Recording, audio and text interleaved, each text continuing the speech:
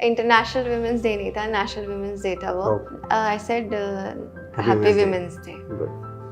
They were very perplexed कि ये कौन सा वुमेन्स डे है। उन्होंने मुझे बैठने के लिए भी नहीं बोला, कहते कौन सा वुमेन्स डे है आज। तो मैंने उन्हें बताया कि नेशनल वुमेन्स डे है और सब कुछ एक्सप्लेन किया। कहते every day is women's day. उन्होंने मुझे बैठने के लिए भी नहीं बोला। उन्होंने कहा every day is women's day. आज आपने नेशनल बोला, कल आप विलेज का ले आओगे, फिर आप अपनी सिटी का ले आओगे, ठीक है, तो हम यही मनाते रहेंगे हम। तो मैंने कहा स्टार्ट तो बहुत बुरा हो गया। तो उसके बाद मुझे एक सर कहते इस तरह से प्रोफेशनल इंटरव्यू में नहीं करना होता, नहीं तो हम बाल की खाल उतारते हैं। फिर मैंने कहा अब मेरे पास क्या ऑप्शन है, मैं कैसे इसे रेक्टिफाई करूं। उन्होंने मेरा नाम तक नहीं पूछा, मेरा बायोडेटा तक नहीं उन्होंने रीड किया। उन्होंने 2 मिनट बाद मुझे बिठाया मेरी क्लास लगा के। कहते क्या अब सबसे पहले बताओ कौन सी स्कीम्स है जो विमेन वाली है। तो मैंने 4 बताई, 5 बताई, 6 बताई। बोलते जाओ, जब तक मैं ना बोलूँ तब तक बोलते जाओ। तो आई वाज सेइंग, मैं कंप्लीटली बोलते जा रही थी। कहते बस। मैंने कहा सर इतनी याद है मुझे, ठीक है, now you are women empowerment minister, अब सॉल्व करो इसे।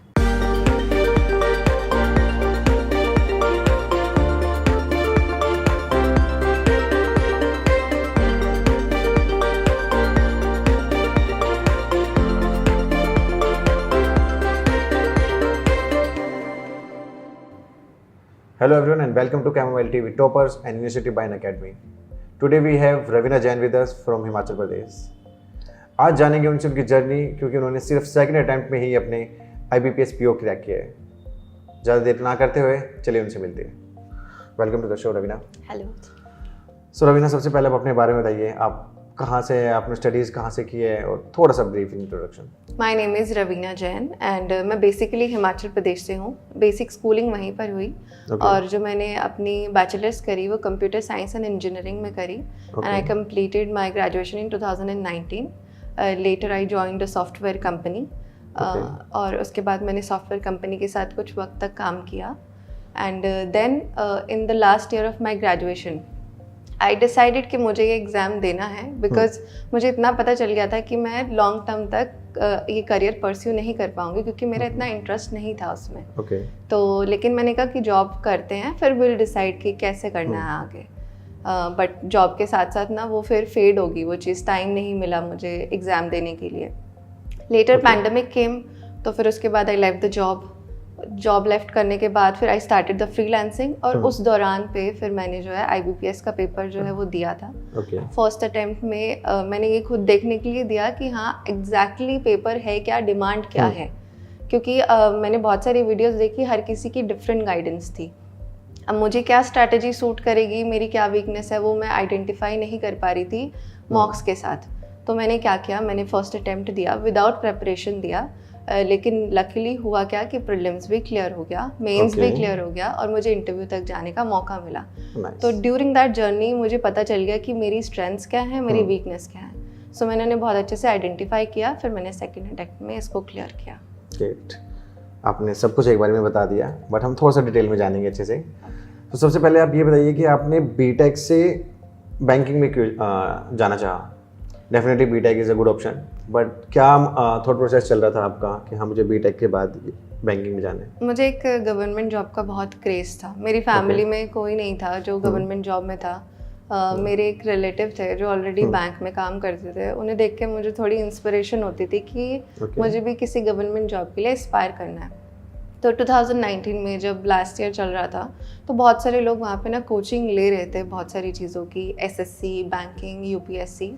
तो मैंने अपने सीनियर्स से पूछा कि मुझे क्या परस्यू करना चाहिए, क्या प्रोसेस क्या एग्जैक्टली। तो उन्होंने मुझे बताया कि SSC is a very lengthy process at that time. So मैंने उसको ड्रॉप किया। मैंने कहा एटलीस्ट पहले मुझे ट्राई करना चाहिए। तो मैंने बैंकिंग का सिलेबस देखा, दैट रियली वो बहुत अच्छा लगा मुझे कि ठीक है, this all things are basic, ये ऑलरेडी मुझे आता है तो I can do that. Correct. तो टाइम भी बहुत कम था, तो मैंने पहले सोचा कि मैं इसे टारगेट करती हूँ। मैंने सोचा था जॉब के साथ करूँगी, बट अनफॉर्चुनेटली जॉब के साथ मैनेज नहीं हो पाया मुझसे। तो फिर मैंने उस आइडिया में आगे कंटिन्यू नहीं कर पाई। फिर पैंडमिक के दौरान मैंने किया। फिर गुड, ठीक है। सो जैसे आपने बताया कि आपके फर्स्ट अटेम्प्ट क्लियर नहीं हो पाए थे काफ़ी, तो अकॉर्डिंग टू यू क्या कमी रह गई थी फर्स्ट अटेम्प्ट में जो आपने सेकंड अटेम्प्ट में कंप्लीट किया? फर्स्ट ऑफ ऑल मुझे एनालिसिस करने का नहीं पता चल रहा था कि मैं मॉक्स को एनालाइज कैसे करूं। और स्टार्टिंग में जो है फिर मैंने बहुत ज़्यादा इतने ज़्यादा वो बना लेती थी टू डू लिस्ट कि वो करने से पहले ही मैं थक जाती थी देख के उसे कि इतने सारे मुझे करने हैं। अब मैं एक टास्क कर रही हूँ, मेरे दिमाग में चल रहा है कि बाकी के 9 बाकी हैं, कैसे कंप्लीट करने हैं वो कैसे कंप्लीट होंगे। It's already 2, it's already 3। तो उससे क्या होता था कि मेरे दिमाग में ना एक अननेसेसरी प्रेशर रहता था, जिसकी वजह से मैं पूरा टारगेट भी कंप्लीट नहीं कर पाती थी, जो कर रही थी वो भी अच्छे से नहीं कर पा रही थी। तो ये चीज़ें जो थी वो मेरे को थोड़ी सुधारने की मेरे को लगा कि इसकी ज़रूरत है। एक तो ये चीज़ थी। दूसरा जो जर्नल अवेयरनेस थी वो मैंने प्रीलिम्स क्लियर होने के बाद पकड़ी। मुझे ये था कि शायद प्रीलिम्स क्लियर हो शायद ना हो, तो फिर उस बारे में कि मुझे तो स्टार्टिंग में बस इंट्रोडक्शन ही तो देखना है कि आखिर है क्या पेपर। तो मैंने उसको इग्नोर किया, लेकिन लेटर लाइटली लिया आपने, हम कह सकते हैं। तो लास्ट में क्या हुआ कि जब 10-15 दिन बचे थे मेंस के, तो मैंने कहा आई विल डू द जीए। वो पूरा दिन जीए में चला गया। तो मेरे को मेंस के लिए इतना टाइम ही नहीं मिला कि मैं बाकी सब्जेक्ट्स के ऊपर देख सकूं। एक भी मॉक नहीं दे पाई मैं मेंस का उस टाइम पे। तो फिर वो चीज़ एक कमी थी, क्योंकि मुझे पता ही नहीं था कि मेंस का मॉक मेरे सामने आएगा, how to react, how to handle that, क्योंकि क्वेश्चन इस तरह के थे जो मैंने कभी देखे ही नहीं थे। तो वो एक थोड़ी सी मेरी गलती रही कि मुझे मॉक्स जो है वो देने चाहिए थे मेंस के, और मुझे जीए भी साथ साथ में कंटिन्यू करना चाहिए था। पर मुझे लगा कि जैसा प्रीलिम्स का है वैसा ही आएगा, तो मैंने उसको थोड़ा सा लाइटली ले लिया। हम डिटेल पे जाते हैं। सबसे पहले प्रीलिम्स की बातें करेंगे हम। प्रीलिम्स में आपने इंग्लिश की प्रिपरेशन कैसे की? इंग्लिश में हमेशा से इंग्लिश मीडियम स्कूल में रही, तो मेरी काफ़ी स्ट्रांग था इंग्लिश। मुझे ज़्यादा कुछ करना नहीं पड़ा, बट ये था कि रीडिंग हैबिट नहीं थी मेरे अंदर। तो मैंने रीडिंग हैबिट डेवलप की। मुझे बोलते थे कि एडिटोरियल्स वगैरह पढ़ो, तो स्टार्टिंग में मुझसे वो एडिटोरियल्स नहीं पढ़े जा रहे थे बिकॉज मेरा इंटरेस्ट नहीं बन रहा था उनमें। तो मुझे लगा पहले रीडिंग हैबिट जनरेट करते हैं, उसके बाद will go to the editorials, जब वो एक हैबिट जनरेट हो जाएगी। करेक्ट। तो मैंने नॉवेल्स वगैरह पढ़ी, अपने जो मेरा एरिया ऑफ इंटरेस्ट है उसके आर्टिकल्स वगैरह पढ़े। जब वो मेरी एक रीडिंग हैबिट जनरेट हो गई, उसके बाद फिर मैंने एडिटोरियल्स पढ़ना शुरू किया। तो बीच में ऐसा लगता था कि यार नहीं, मुझसे नहीं हो रहा reading habit. Of course it's not easy, क्योंकि जब आपको बचपन से आदत नहीं है रीडिंग की और अचानक स्टार्ट करना, सो वो ऐसे सोने वोने की फील आना, स्लीपी वाला कुछ ऐसे होता था। इसी चीज़ के लिए मैंने स्टार्टिंग में वो इंटरेस्टिंग चीज़ें पढ़ी कि मुझे नींद ना आए, क्योंकि मुझे जैसे मैं स्टोरीज पढ़ लेती थी, नॉवेल्स वगैरह पढ़ लेती थी, ठीक है, या फिर कोई ऐसी चीज़ जो मेरे एरिया ऑफ इंटरेस्ट का आर्टिकल है रिगार्डिंग एनीथिंग, वो मैं गूगल पे मैंने सर्च करना और मैंने उससे पढ़ लेना है। तो वो क्या होता था कि मुझे इंटरेस्ट भी डेवलप हो रहा है और मैं इतना लेंदी आर्टिकल भी पढ़ लेती थी। तो उससे क्या हुआ कि हैबिट एटलीस्ट जनरेट हुई कि मैं पढ़ सकती हूँ। सिटिंग टाइम जनरेट हुआ कि हाँ 15 minutes 20 minutes I can read. तो जब वो हैबिट जनरेट हुई, उसके बाद फिर मैंने एडिटोरियल्स पकड़े, तो वो मुझे इतने ज़्यादा हैवी नहीं लगे, बोरिंग नहीं लगे, तो मैंने उसे आसानी से रीड कर लिया। ओके। आपने जैसे बताया कि आपकी इंग्लिश स्ट्रॉन्ग थी और शायद बीटेक का भी काफ़ी हेल्प रहा होगा इसमें। हाँ जी। कुछ ऐसे बच्चे जो हिंदी मीडियम सेक्शन से भी आते हैं तैयारी करने, तो उनके लिए आप क्या टिप्स एंड ट्रिक्स देना चाहेंगे कि उनके लिए कितना डिफ़िकल्ट हो सकता है? अगर डिफ़िकल्ट है तो उसको कैसे वो अपने ओवरकम कर सकते हैं? व्हाट आई बिलीव इज़ कि इंग्लिश इज़ अ लैंग्वेज। भाषा को आप जितना बोलोगे, जितना सुनोगे और जितना उसके बारे में जो है उसको खुद से बोलोगे, उतना ही ज़्यादा सीखोगे। अगर आप रट्टा मारने की कोशिश कर रहे हो तो नहीं हो पाती हैं चीज़ें। करेक्ट। अगर हम एक दिन में 10 वर्ड भी कर रहे हैं तो हम एक महीने में खुद की एक ऑक्सफोर्ड डिक्शनरी बना लेंगे, तो दैट इज़ वेरी इम्पॉसिबल कि आप उन सभी वर्ड्स को याद कर सको। तो व्हाट यू कैन डू, आपने 2 वर्ड्स दिन में नहीं सुने, आप उसको बोलो इन एनी कॉन्वर्जेशन, खुद से बात कर लो, खुद से बात करते हुए उन्हें यूज़ करो। जैसे जैसे आप उन्हें यूज़ करोगे डेली यूज़ में, वो आपके दिमाग में ऑटोमेटिकली बैठ जाएंगे। जस्ट लाइक 2 into 2 हमें सोचना नहीं पड़ता, इट्स 4। तो प्रैक्टिस से हो जाता है। लेकिन व्हाट पीपल डू कि वो वोकैबुलरी की लिस्ट बनाएंगे, फिर उसे लर्न करेंगे, वो एक दिन याद रहेगी, 2 दिन, 3 दिन, 4 दिन, उसके बाद यू विल फॉरगेट एवरीथिंग। जब आपके सामने एक पेज नहीं 10 पेज होंगे वोकैबुलरी के। तो what I will prefer is कि आप जो है आराम से जो थोड़ा थोड़ा करो, खुद से भी बोलने की कोशिश करो। कोई आपके पास है जिसको इंग्लिश आती है, आप उससे कम्युनिकेट करो। नहीं कर सकते तो खुद से बात करो। धीरे धीरे आप बात करते रहोगे। सबसे पहले तो कॉन्फिडेंस जनरेट करना बहुत इंपॉर्टेंट होता है इंग्लिश में। लोग बोलने से पहले ही मान लेते हैं कि उन्हें नहीं आएगी। करेक्ट। तो वो चीज़ है कि इट्स जस्ट अ लैंग्वेज। हमें किसी ने हिंदी बोलना नहीं सिखाया, हमने सिर्फ सुन के सीख लिया। ठीक है, वैसे ही Good इंग्लिश example. बोलना में कोई नहीं सिखाएगा। आप मूवीज देखिए, वेब सीरीज देखिए, हिंदी में देखिए, नीचे सबटाइटल्स Subtitle. देखिए, तो क्या होगा, आपको पता चलेगा कि ये मैं कैसे बोल सकता हूँ। बेसिक सेंटेंसेस यूज कीजिए, उससे कॉन्फिडेंस जनरेट होगा। बात करते करते आपको पता भी नहीं चलेगा, you will learn the language. Rest thing is grammar. तो ग्रामर के पीछे इतना मत भागिए, क्योंकि बैंकिंग एग्जाम में बेसिक जो रहता है वो रहता है हैवी रीडिंग। ओके, ठीक है, तो आप रीडिंग हैबिट अच्छी बनाओगे तो आपको एटलीस्ट गेस वर्क आप करना जो है वो सक्सेसफुल हो जाओगे कि आखिर इस वर्ड का मीनिंग क्या हो सकता है। तो वो हैबिट डेवलप करना इज़ वेरी इंपॉर्टेंट। आप बेसिक ग्रामर के रूल्स पढ़ो, बेसिक रूल्स हैं वो पढ़िए। 120 रूल्स ऑफ ग्रामर है बाय निमिषा बंसल, मैंने उन्हें ही रेफ़र किया था। और उसके बाद उन्हें अप्लाई करते रहिए, अप्लाई करते रहेंगे, वो अपने आप प्रैक्टिस से आपके दिमाग में बैठ जाएंगे। लेकिन अगर आप उसे एज अ टास्क लर्न करना चाहेंगे तो वो नहीं हो पाता है फिर। Okay, so definitely web series, movies कुछ भी देखो, सबटाइटल्स पढ़ो, बट ट्राई करोगे हो जाएगा। Okay, move on to reasoning part. Reasoning आपका टफ था या इजी था, सबसे पहले ये बताइए। रीजनिंग ठीक है, मैं कर लेती थी, लेकिन मुझे बहुत टाइम लगता था। मेरा थोड़ा सा इन टर्म्स ऑफ अगर हम बात करें प्रीलिम्स के लिए ओनली, सो प्रीलिम्स के लिए आपको क्या था, लाइक सुना होगा कि मतलब प्रीलिम्स का एग्जाम डेफिनेटली मेन से इजी रहते हैं। हाँ जी। सो प्रीलिम्स के लिए आपने ऐसे अलग कुछ टिप्स एंड ट्रिक्स आपकी रही है रीजनिंग को क्लियर करने की, या क्या रहा? मेरा वीक पॉइंट था रीजनिंग, थोड़ा सा वियर्ड है, सबका स्ट्रांग होता है, मेरा वीक था। तो मैंने सबसे पहले ये देखा ऐसे कौन से क्वेश्चन है जो रिपीटेडली आते ही आते हैं। ओके, तो काइंड ऑफ फॉर्मेट कह सकते हैं। हाँ, वो कुछ क्वेश्चंस है जो हमेशा उस फॉर्मेट पे क्वेश्चंस आएंगे ही आएंगे। तो मैंने कहा एटलीस्ट इन्हें मैं पक्का करूं ताकि इनका एक भी नंबर मेरे हाथ से ना जाए। उसके बाद बात आती है पजल्स की, that all depends on practice, क्योंकि आइडेंटिफाई करना कि ये आपसे होगा या नहीं होगा, इसी पे ही पूरा जो है वो मैटर करता है आपका रीजनिंग का पेपर। तो मैंने ये डिसाइड कर लिया था कि अगर मेरे 2 मिनट्स के अंदर मुझे पता चल रहा है कि ये पजल कैसे बनेगा तो ठीक है, otherwise I will move on to next. तो मैंने उस पर इतना दिमाग ही नहीं लगाया, क्योंकि मुझे पता था कि this can stop my selection. तो मुझे आइडेंटिफाई कर लिया था मैंने कि मुझे क्या छोड़ना है पेपर में। तो दैट हेल्प मी अलॉट। मतलब आपने इस पूरी स्ट्रेटेजी बना के गए थे कि हाँ क्या क्या करके जाना है मुझे और टाइम। ओके, अब आते हैं main part, arithmetic and all, जिसमें आपका सब कुछ आ जाएगा, मैथ्स का section. So I think BTech में उसकी हेल्प मिली होगी, आई थिंक बीटेक से काफ़ी। सो उसके लिए कुछ अलग प्रिपरेशन किया आपने, कोई स्पेसिफिक बुक्स या कुछ? मैथ्स हमेशा से मेरा स्ट्रॉन्ग पॉइंट रहा है।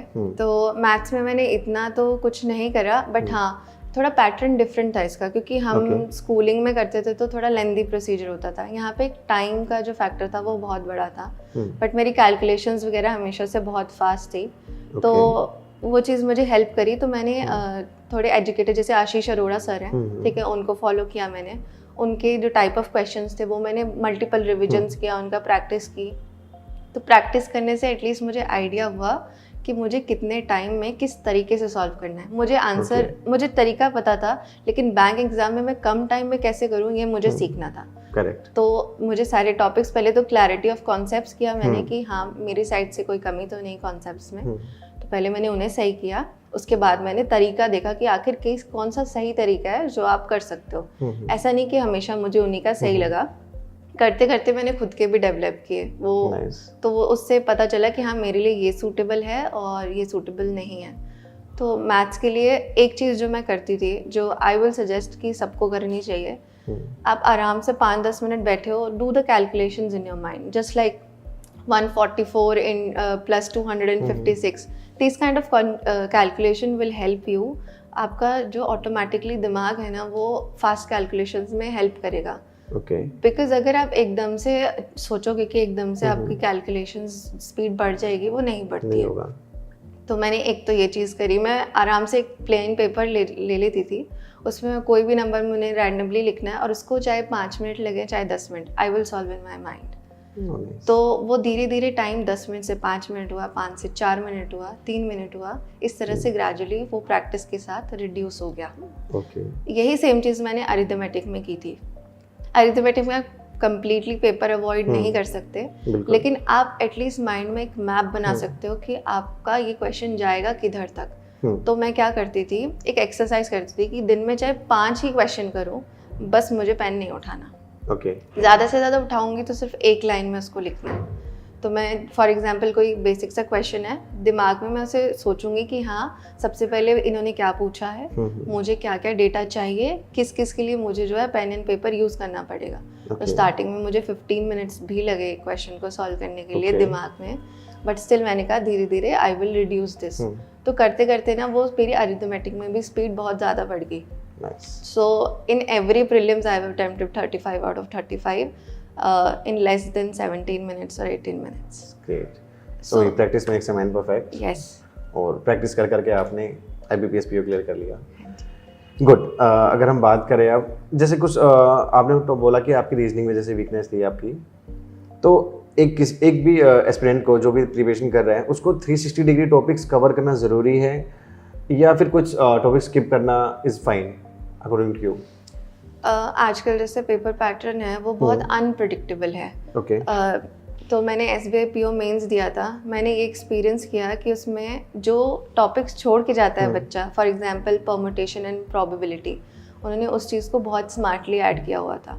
तो द एग्जामिनर नोज कि आप क्या छोड़ के जा रहे हो। तो पहले तो शायद हो जाती थी चीज़ें, but in the coming time due to the increase in the competition मेरे ख्याल से छोड़ के जाना इज़ वेरी रिस्की। आपको एक बेसिक आइडिया हर टॉपिक का होना चाहिए।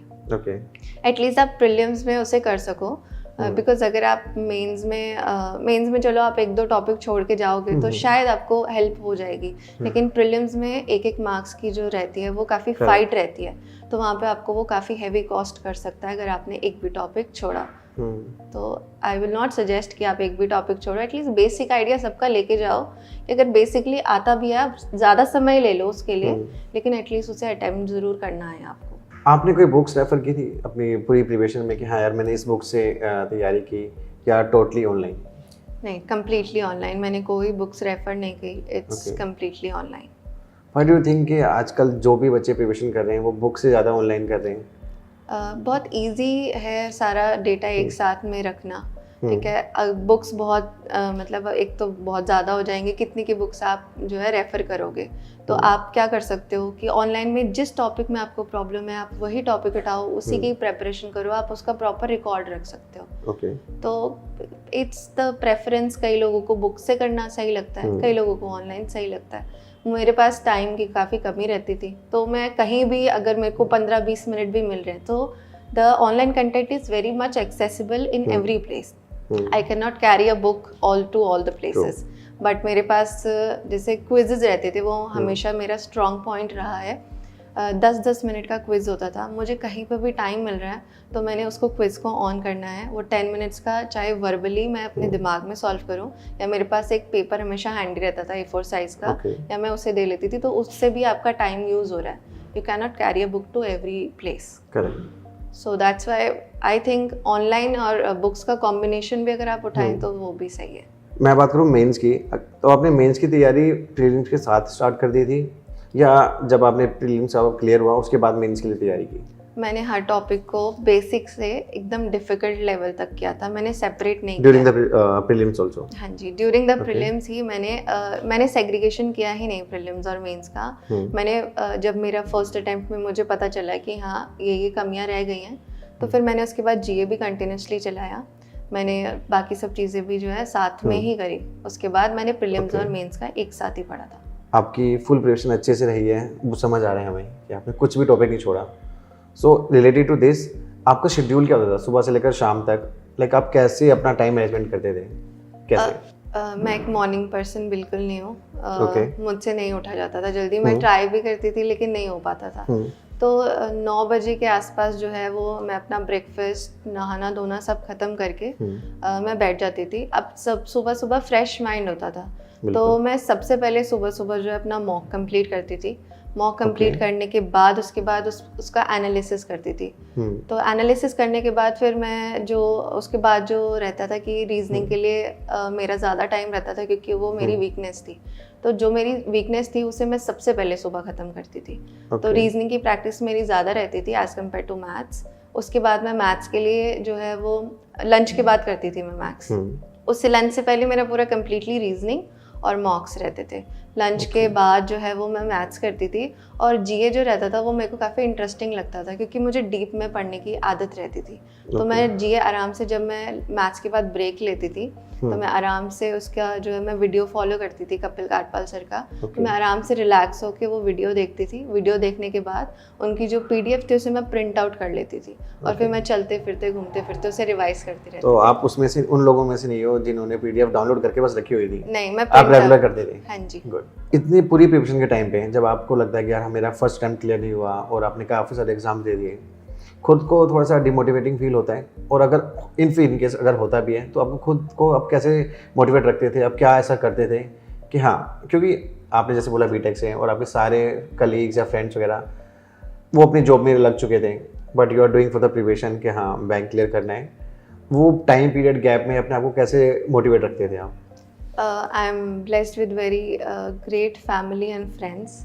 तो मैंने हमेशा शेयर किया जब भी मुझे कोई दिक्कत आई। ऐसा नहीं कि नहीं हो सकते डिमोटिवेट, वैसे मेरा प्रिंसिपल कुछ और है कि अगर आपका एम क्लियर है तो discipline over motivation. So discipline रहेंगे आप तभी होगा, क्योंकि मोटिवेशन इज टेम्परेरी, कभी रहेगा कभी नहीं रहेगा। तो उससे अफेक्ट होगा आपका प्रिपरेशन, और अनफॉर्चुनेटली जिस वजह से आप डिमोटिवेटेड हैं वो उसी को आप अट्रैक्ट कर लेंगे। Very point. तो रिजल्ट वही आएगा जिससे आप डर रहे हैं। तो इसीलिए मैंने हमेशा डिसिप्लिन को जो है ऊपर रखा मोटिवेशन से। लेकिन वही था, कई बार लो फील हो जाता है आपको, ना चाहते हुए भी आप लो फील करेंगे। तो मेरे पास बहुत अच्छे दोस्त हैं, मेरे पास बहुत अच्छी फैमिली है, तो मेरे को थ्रू आउट गाइड करते रहे। मेरे जो फ्रेंड हैं वो करंटली आरबीआई में काम करते हैं, तो he was through out this journey. तो उन्होंने मुझे काफ़ी सपोर्ट किया और वो बताते रहते थे बीच में जो भी दिक्कत है, तो मैं उनसे शेयर करती थी, तो इट फील्स लाइट। तो ऐसा होता है कि अगर आपको कोई इस तरह की प्रॉब्लम आ रही है, don't keep it to yourself. अगर आप नहीं रख सकते तो जस्ट शेयर टू समवन जो समझ सके उसे। ठीक है, अब हम फोकस शिफ्ट करते हैं मेंस पे। मेंस के लिए आपने इंग्लिश के लिए कुछ अलग से प्रिपरेशन स्टार्ट की थी, या जो आप प्री के लिए कर रहे थे वही आपको कंटिन्यू रहा मेंस को लेके? अगर हम बात करें मेंस के लिए, मैंने इंग्लिश में कुछ स्पेसिफिकली कुछ नहीं किया, बस वो रीडिंग कंटिन्यू रहती थी और मॉक्स मैं देती थी मेंस के। इंग्लिश के सेक्शनल मॉक्स मैंने दिए बिकॉज पैसेजेस काफ़ी लेंथी और काफ़ी डीप होते थे। तो उसको समझने के लिए मैंने उन्हें दिया। साथ में और भी डिफरेंट टाइप ऑफ क्वेश्चंस थे कि मुझे कुछ न्यू ना लगे वहाँ जाके, तो मैं उन्हें टैकल करती थी थ्रू सेक्शनल मॉक्स इंग्लिश के। और उसके अलावा मैंने इंग्लिश के लिए कुछ सेपरेट नहीं किया, full मॉक्स and sectional मॉक्स, that's it. Okay, but reasoning के लिए कुछ, क्योंकि रीजनिंग आपका हमेशा टफ पॉइंट रहा है। रीजनिंग के लिए मैंने कम्प्लीटली जो है अंकुश लांबा सर को ही फॉलो किया था। तो एक अंकुश लांबा सर थे, एक संजय सिंह सर थे। तो इनके मेरे को हमेशा ना पजल्स में, क्योंकि जब वो प्रीलिम्स के ही पजल्स जो थे वो थोड़ा सा मेरे को ऐसा टफ लग रहे थे, तो मुझे लगा मेंस के तो और ज़्यादा लेंदी है। बिल्कुल।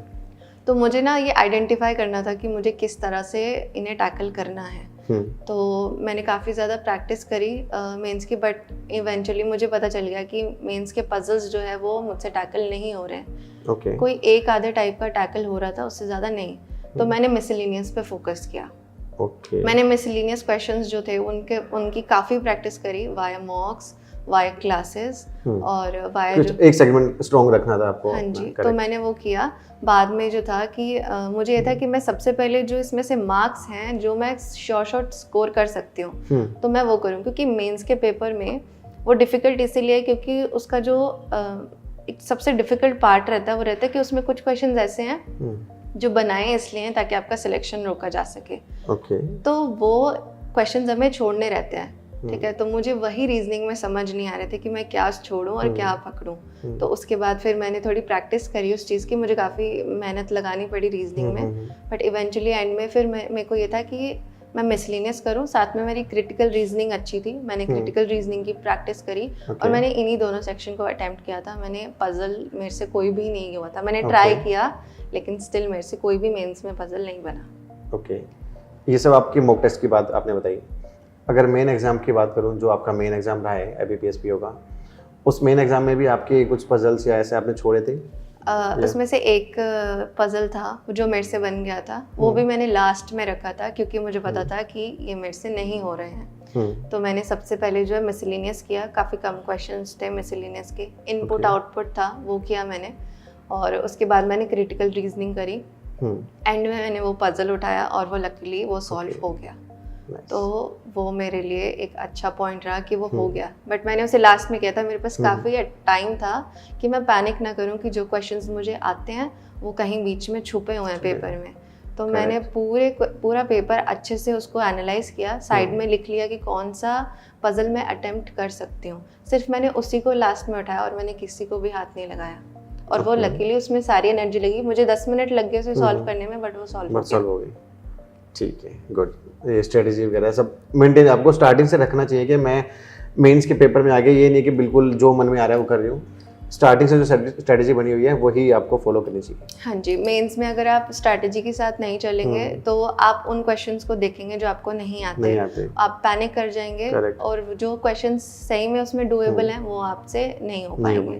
तो जो अटेम्प्ट करने वाला पेपर होता है वो 60% के आसपास ही होता है, तो हमें उस पर फोकस करना चाहिए रादर देन द 40%। अब हम क्वांट की बात करते हैं। मेंस की क्वांट में आप कुछ अलग से कुछ ऐसे प्रिपरेशन या कोई ट्रिक्स आपको जो लगा होगी, प्रीलिम्स से मुझे ये अच्छा था या ये रह गया था, क्वांट के लिए आपने मेंस में कुछ अलग ट्रिक्स वगैरह कुछ अपनाई या? मेंस में मैंने डीआई काफ़ी प्रैक्टिस की थी क्योंकि कम्प्लीटली न्यू टाइप की डीआईज थी उसमें। मिक्सचर ऑफ कॉन्सेप्ट्स थे, 2-2 टॉपिक्स 3-3 टॉपिक्स जो है एक साथ उसमें मर्ज किए गए थे। तो वो ऑफ कोर्स मैंने जब मॉक में अटेम्प्ट किए तो टू बी वेरी ऑनेस्ट वो मेरे से काफ़ी टाइम लगा मुझे, क्योंकि I was going through the traditional methods. तो वो नहीं हो पा रहा था मुझसे, मुझे वो नहीं लिंक करना नहीं आ पा रहा था उन्हें। तो मैंने वो उसके काफ़ी ज़्यादा जो है वो डीआई सॉल्व करी, विच टाइप ऑफ डीआईज जो है वो यूजुअली आती हैं, किस टाइप की डीआईज को किस तरह से सॉल्व करना चाहिए।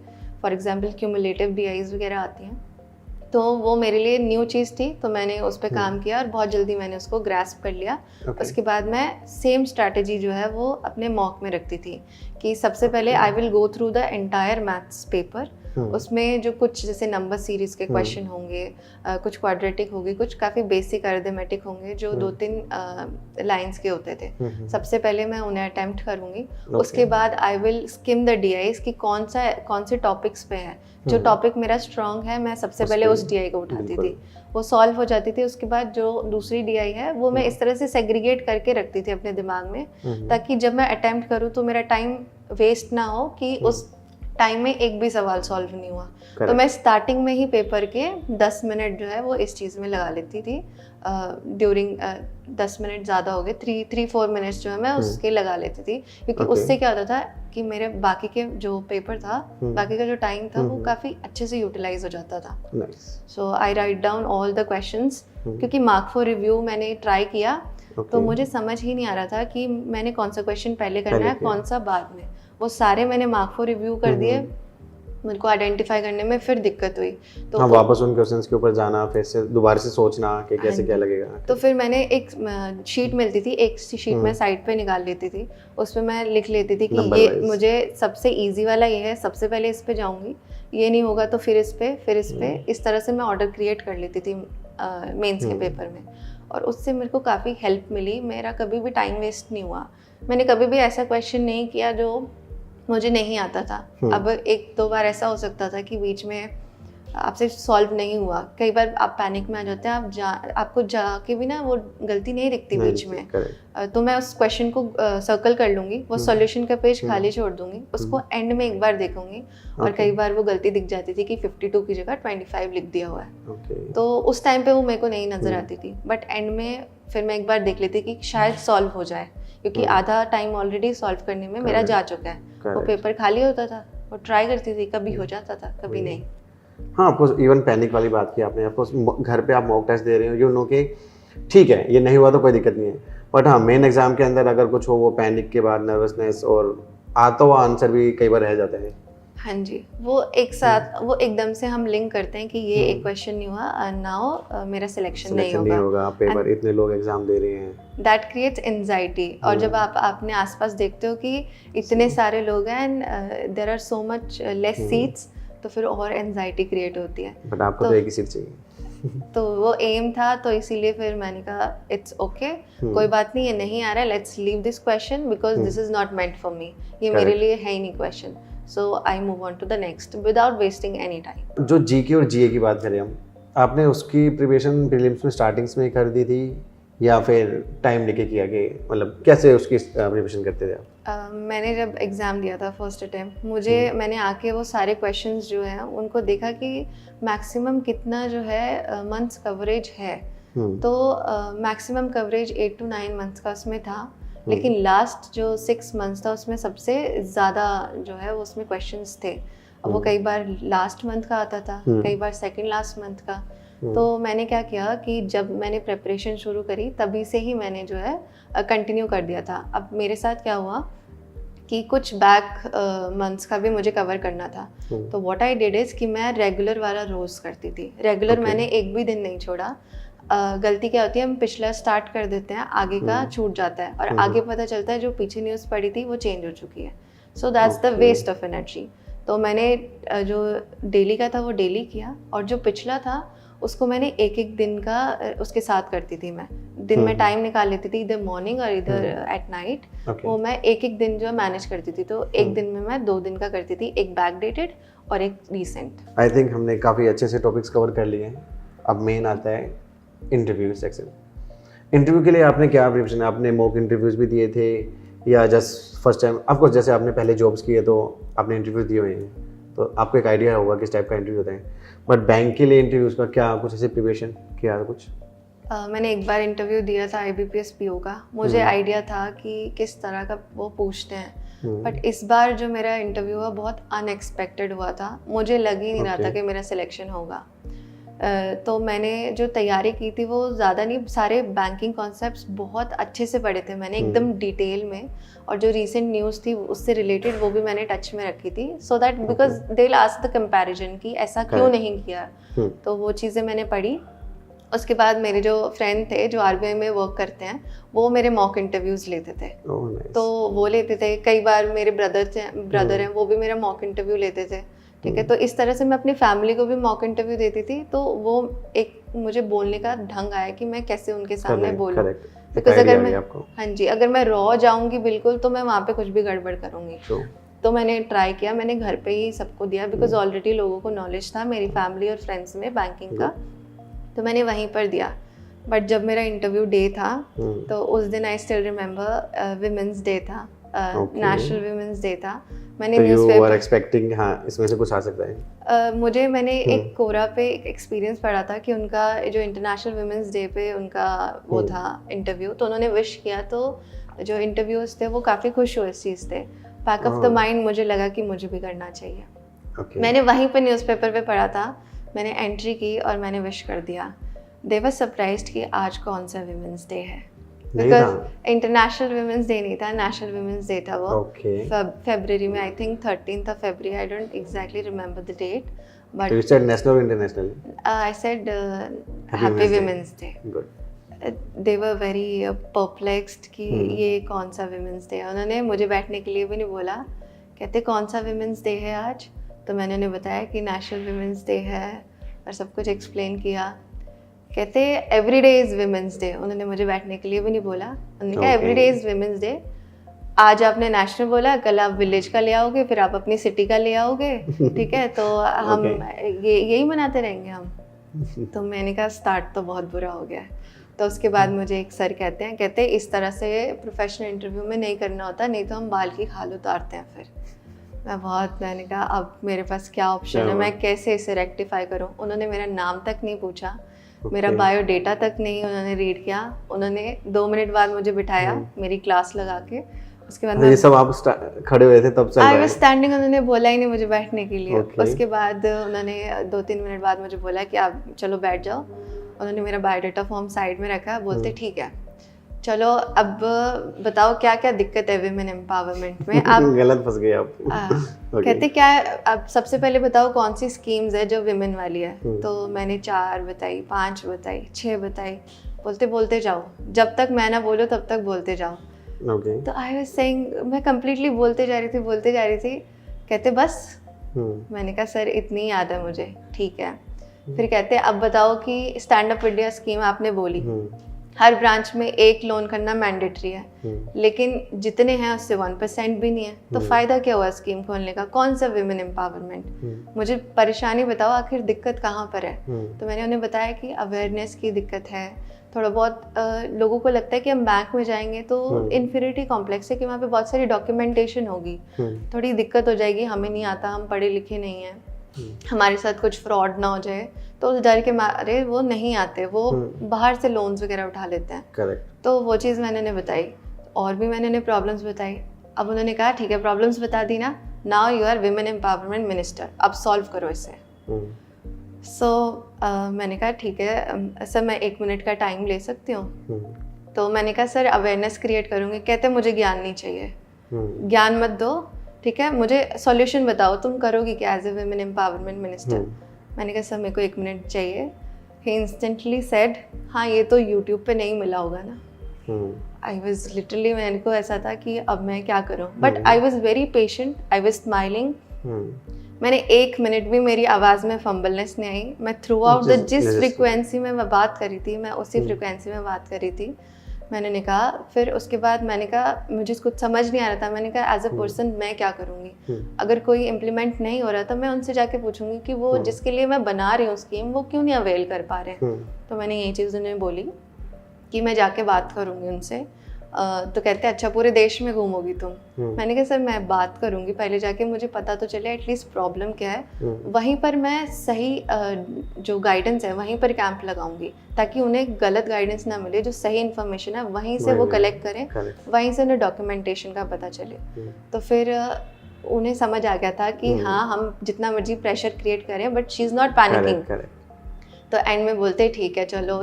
तो फिर लेडी जो थी वहाँ पे, वो लेडी ऑफिसर, वो कहती हैं कभी देखा आज तक किसी मिनिस्टर को बात करते हुए? तो मैंने कहा मैम मेरे पास आपने मुझे विमेन एम्पावरमेंट मिनिस्टर बनाया, तो मैं तो यही करूँगी। तो उसके बाद फिर जो चेयरमैन सर थे उन्होंने कहा कोई नहीं, चलो फिर तो मीडिया कवरेज हो जाएगा, तो फिर थोड़ी पब्लिसिटी भी हो जाएगी, वरना बैठे बैठे तो ऐसे ही सालों निकल जाते हैं, जैसे इनके निकल गए 3 साल प्रेपरेशन करते करते। क्योंकि मैंने उस टाइम पे, उन्होंने मुझे मौका ही नहीं दिया बताने का कि मैं आई वॉज ऑलरेडी वर्किंग।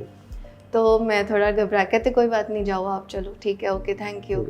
तो जब मैं बाहर आई मुझे समझ नहीं आ रहा था कि मेरे साथ हुआ क्या है, ये पॉजिटिव था या नेगेटिव था, हाँ, मुझे नहीं हो पाएगा आपको। बट मेरे मन में था, मैंने कहा ये वाला तो गया, ये मैंने खराब कर दिया। बट एक चीज़ जो मैं आपको बताऊंगी, मेरे इंटरव्यू में ऑलमोस्ट 82 मार्क्स थे।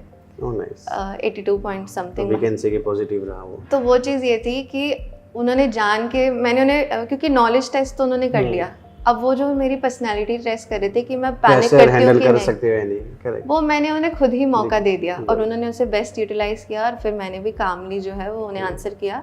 तो इंटरव्यू में व्हाट यू कैन डू, एक तो बेसिक कॉन्सेप्ट्स आपको आने चाहिए, ठीक है, ऊपर से आपका खुद का भी एक ओपिनियन होना चाहिए एज अ पर्सन, क्योंकि वो पूछते हैं, क्योंकि इतना ज़्यादा गाइडेंस हो चुका है इंटरव्यू का, वो भी देखते हैं कि इंटरव्यूज़ के जो है गाइडेंस यूट्यूब पे डलते हैं, तो वो आउट ऑफ द बॉक्स आपसे कुछ भी पूछ सकते हैं। तो you have to be very very ready, you have to stay calm. उन्हें पता है कि आप लोग इतनी मेहनत से आए हो यहाँ पे, लेकिन वो टेस्ट करना चाहते हैं, बिकॉज बैंकिंग जॉब में प्रेशर होता है। जो कस्टमर है वो तो फिर भी वहाँ पे नॉलेजेबल पर्सन है, वो बात कर रहे हैं, जो कस्टमर है वो आपसे किसी भी टोन में बात कर सकता है, you have to handle that thing. Correct, किसी टाइप के भी लोग आ सकते हैं, कोई आइडिया नहीं। बीइंग एन ऑफिसर, आपको उस पूरे क्राउड को, चाहे वो पढ़ा लिखा है चाहे वो पढ़ा लिखा नहीं है, आपको हैंडल करना है। बस वो वही क्वालिटी देख रहे थे और मैंने उन्हें वो मौका दिया और उन्होंने वो टेस्ट कर लिया। So, एक मौका मिला और आपने वो कर दिया। सो यस, जैसे इनका इंटरव्यू हुआ है, आई होप आपका भी वैसे ही हो, पॉजिटिव वे में जैसे इनका हुआ है। कुछ भी आए ना आए, बट आपको झूठ नहीं बोलना है, करेक्ट? झूठ बिल्कुल भी नहीं, वो 1 सेकंड में पकड़ लेते हैं कि आप झूठ बोल रहे हैं। सो झूठ मत बोलिए, रॉ रहिए, ठीक है, बिकॉज वो कॉन्फिडेंस, वो इतने एक्सपीरियंस लोग हैं, वो आपकी शक्ल से पता लगा रहे हैं कि आप झूठ बोल रहे हैं कि सच बोल रहे हैं। सो स्टे रॉ, एकदम सच, जो आपकी पर्सनैलिटी है बिल्कुल वैसे। बी कॉन्फिडेंट एंड बी काम, smile through out the interview.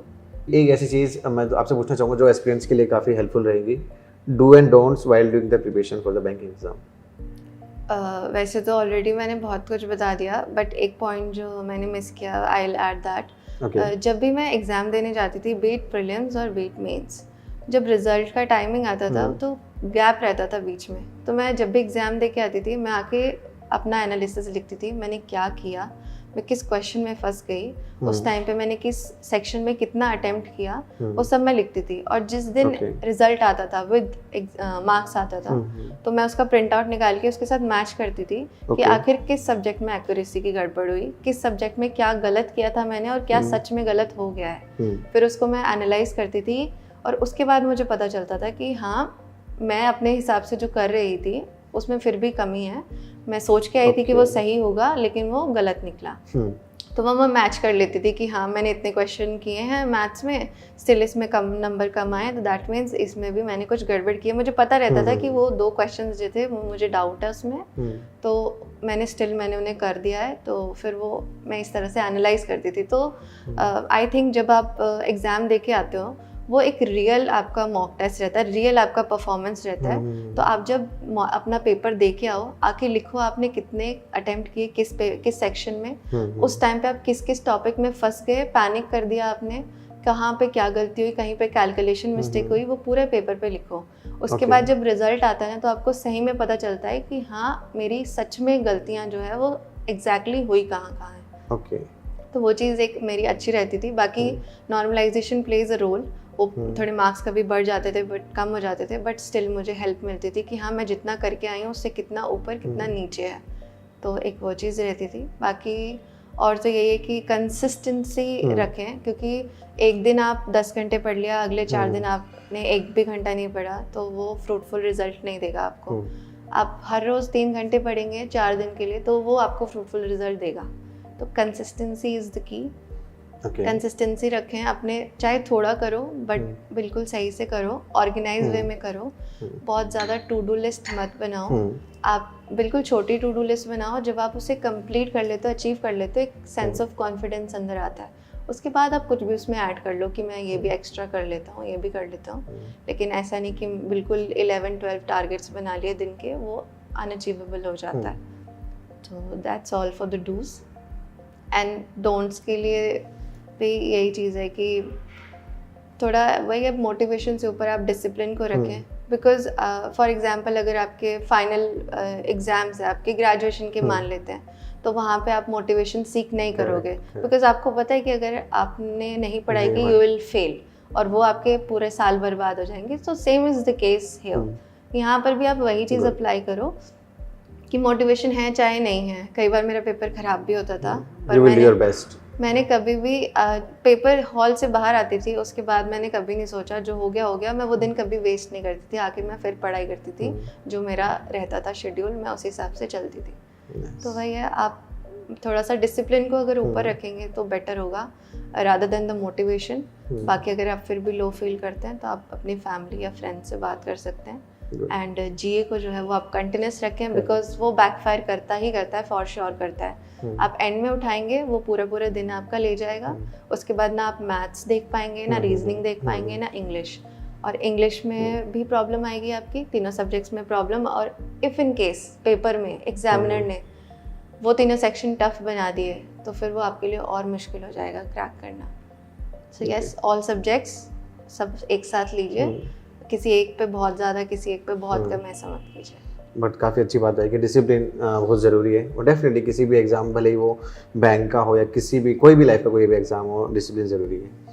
ठीक है, एक क्वेश्चन था जो शायद मुझसे स्किप हो गया था, मैं पूछना चाहूँगा। मॉक टेस्ट, आपकी एग्ज़ाम प्रिपरेशन शायद मॉक टेस्ट बहुत ज़्यादा हेल्पफुल रहा होगा। सो कितनी इंपॉर्टेंस है एक मॉक टेस्ट के लिए? Like for you definitely I know कि आपने बहुत मॉक टेस्ट दिए हैं, but in general if we talk about the mock test, क्या वैल्यू है मॉक टेस्ट की?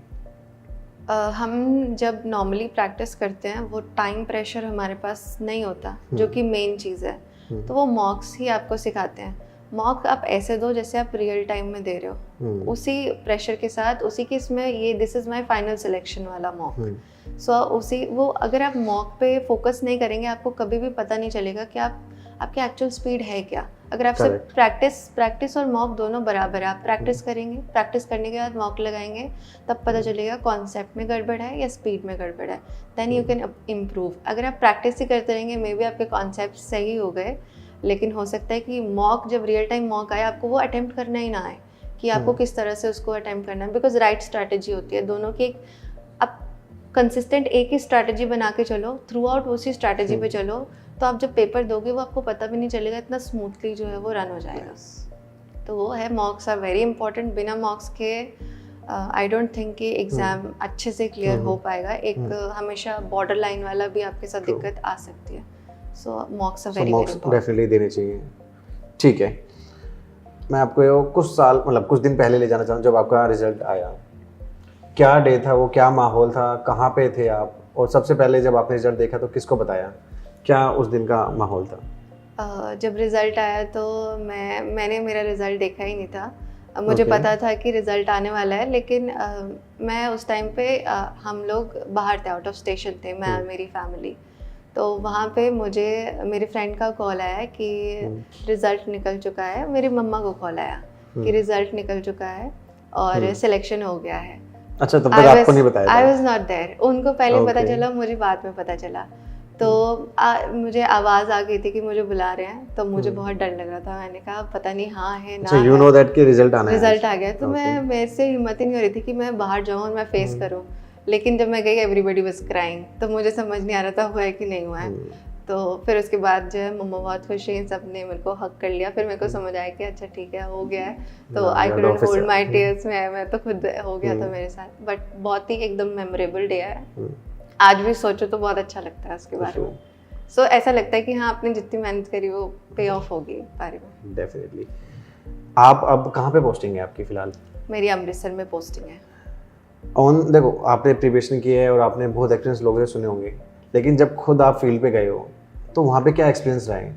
कोई ऐसे इंसिडेंट आप सुना सकते हैं कि कुछ किसी से रिलेटेड, कोई कस्टमर रिलेटेड एक्सपीरियंस, या कैसी लाइफ चल रही है ऑन फील्ड? थोड़ा सा हार्ड टास्क तब होता है बिकॉज अगर किसी के भी पैसे रिलेटेड बात होती है ना, तो नेचुरली वो गुस्सा आता ही है। Because money related things is equals to कि हाँ, एग्रेशन आएगा कि क्यों मेरे पैसे काट लिया आपने, मेरे पैसे में क्या इशू है। तो वो एक चीज़ रहती है कि कस्टमर्स को बहुत कामली हैंडल करती हूँ मैं, बहुत आराम से हैंडल करती हूँ, वो समझ जाते हैं। लेकिन कुछ लोग जो होते हैं जो डिसरिस्पेक्ट पे आ जाते हैं, तो there is a proper way आप उसको हैंडल कर सकते हो। लेकिन व्हाट आई एक्सपीरियंस इज कि हर जॉब में प्रेशर है। मैंने प्राइवेट में भी किया, मैं अब पब्लिक सेक्टर में भी काम कर रही हूँ। आप अपनी जॉब को खुश होके करो, अच्छे से करो, तो वो सब सही है, वो इतना हैवी नहीं लगता। ठीक है, चैलेंजेस आर एवरीवेयर, तो आप काम माइंड से करोगे तो यू विल डू ग्रेट। लेकिन अगर आप पैनिक करके, गुस्सा करके, या फिर आप इस मोटिव से करोगे कि हाँ बस आपको क्लियर करना है और आपको ऐश करनी है उसके बाद, सो वैसा नहीं है। बिकॉज इकोनॉमी इज ग्रोइंग और बैंक्स आर द बैकबोन, तो उन पे प्रेशर जो है धीरे धीरे बढ़ रहा है। तो यस, बैंक जॉब में भी प्रेशर रहता है, वो मैंने फील किया, but still I am enjoying this. Okay, nice. Raveena, काफ़ी अच्छी जर्नी रही, आपने बताया, और डेफिनेटली बहुत सारे स्टूडेंट्स मोटिवेट हुए होंगे इससे। सीरियस बातें काफ़ी हो चुकी है, अब थोड़ा सा हम आपकी पर्सनल लाइफ को जानना चाहेंगे। So for that we will move on to the another segment which is called rapid fire. मैं आपसे कुछ क्वेश्चंस पूछूंगा रिलेटेड टू योर लाइफ, और आपको बिना सोचे आंसर देने हैं। ओके, ठीक है? डोंट वरी, हम बैंक के इंटरव्यू वाले नहीं करेंगे, ठीक है, कि वुमेन्स डे पूछ रहे हैं हम। So are you ready for that? Okay, yes, I am ready.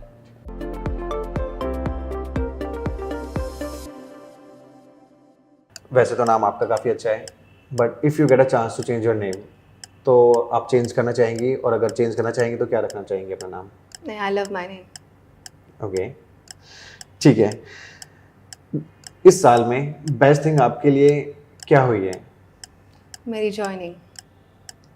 Okay, और कोई ऐसी चीज़ जो आपने खरीदी हो इस साल, सबसे बेस्ट थिंग? नहीं, ऐसे तो कोई भी चीज़ नहीं खरीदी है अभी। व्हाट्स योर ड्रीम डेस्टिनेशन, कि हाँ मुझे यहाँ तो जाना ही जाना है घूमने? मुझे इंडिया घूमना है, मैं अभी तक इंडिया ही नहीं घूमी हूँ। मुझे फॉरेन का इतना क्रेज़ नहीं है जितना मुझे इंडिया का। मुझे केरला साइड जाने का बहुत मन करता है, so I want to visit Kerala. So planning चल रही है? यस। ग्रेट। एक ऐसी मूवी जो आपको लगता है सबने देख ली और मैंने नहीं देखी अभी तक? Kabhi Khushi Kabhi Gham. Okay, I think it's too old. I have never watched this film. सब लोग इसके बारे में बात करते हैं, ठीक है, बट मुझे कुछ समझ नहीं आता है। Okay, if you are an emotional person, then you will definitely cry. Okay. Okay, what's your dream job? I want to be a RBI Grade B officer. You're doing preparation for that? Yes. Good. आपको 30 second के लिए पूरे world की attention मिले, सो क्या कहोगे आप उनसे? Be kind to everyone because kindness की बहुत कमी हो रही है धीरे धीरे. Just be happy person and be kind to everyone. Nice words. आप अपने होम टाउन में रहना चाहते हो या बाहर जाना चाहते हो? If you get a chance कि हमेशा मुझे होम टाउन में ही रहने को मिले या मैं बाहर जाना चाहती हूँ? नहीं, मैं बाहर जाना चाहती हूँ. I want to explore more places. Good. आपको एक सुपर पावर मिले कि हाँ मेरे पास ये सुपर पावर आ गई है, तो वो सुपर पावर क्या होगी और आप उससे क्या करना चाहोगे? सुपर पावर सोच लूँ मैं थोड़ा. ज़्यादा टाइम नहीं है आपके पास. uh, let's we call it a rapid fire. I want to read everyone's mind. Okay, क्यों? कई बार मुझे ऐसा लगता है सामने वाले के ऊपर मेरा इंप्रेशन अच्छा पड़ा है, लेटर ऑन मुझे पता चलता है कि नहीं ये तो ख़राब हो गया है. ओके. तो फिर वो समझ आ जाएगा मुझे कि मुझे दोबारा उससे बात करनी है कि नहीं करनी है. ओके. या ये सोच दो कि आपके बारे में क्या सोच रहे हैं? हाँ, ये मेरे पास ये चीज़ बहुत है कि मैंने ऐसा कर दिया, सामने वाला क्या सोचेगा. तो वो क्या सोचेगा वो मुझे जानना है. ओके, ठीक है. काफ़ी अच्छे आंसर्स दिए आपने and we have a very special gift for you. This is for you from the team. Thank you. So Raveena, हमारी एक और प्रथा है जिसका नाम है टैग अ टॉपर. जैसे आपने अपनी जर्नी यहाँ पे शेयर की है, हम चाहते हैं कि आपकी तरह कोई आपके फ्रेंड या कलीग जिन्होंने ऐसे बड़े बड़े एग्ज़ाम्स दिए हैं जैसे आपने क्लियर किया है, वो आके अपनी जर्नी यहाँ पे शेयर करें, तो आप उनको टैग कर सकते हैं. I will tag two of my friends currently posted with me, Shilpa Sharma and Joshita Sharma. Okay. They also posted with me in the same region, but different branches. So Shilpa and Joshita, हमारी team आपको जल्दी से जल्दी contact करेगी और हम चाहेंगे कि आप दोनों अपनी जर्नी यहाँ पे रवीना की तरह शेयर करें और एस्पिरेंट्स को मोटिवेट करें. रवीना, जाने से पहले एक मैसेज टू द एस्पिरेंट्स ताकि वो भी आपकी तरह एग्ज़ाम क्लियर करें. Self belief is very important. सबसे पहले आपको ना खुद को वो चीज़ें बोलनी है जो आप चाहते हैं.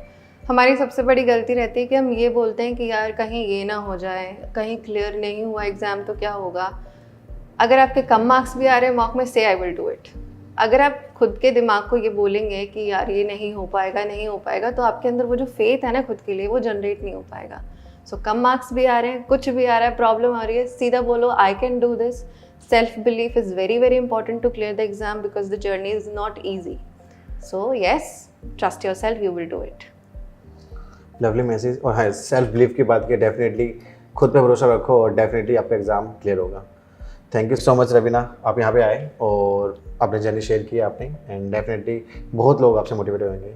सो ये थी रवीना जिन्होंने अपनी जर्नी शेयर की और हम चाहते हैं कि आप भी अपनी जर्नी शेयर करें हमारे साथ और जल्दी से जल्दी एग्ज़ाम क्लियर कीजिए और हमारे साथ आइए.